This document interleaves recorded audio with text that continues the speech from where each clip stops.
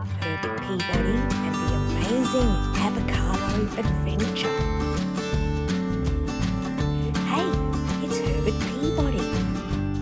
We're learning something fun today.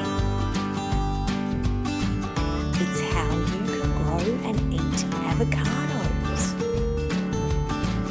Let's start with sprouting the seed this way. We gently push toothpicks into the seed.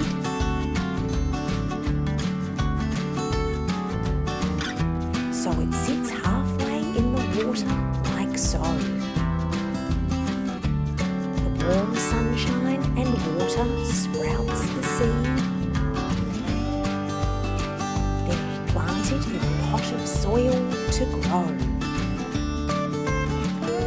Today we have something yummy to make. We collect a lemon from our backyard tree. We say hello to our neighbour. We are making avocado toast. Yippee! A grown-up slices the bread, ready for the toaster to be warmed and browned. Herbie waits patiently for the toast to be ready. Now it's time to cut the avocado around. We give it a twist and see the seed. And then we carefully slice. Now we peel off the skin to start our avocado toast off super nice. There's even more toppings to add.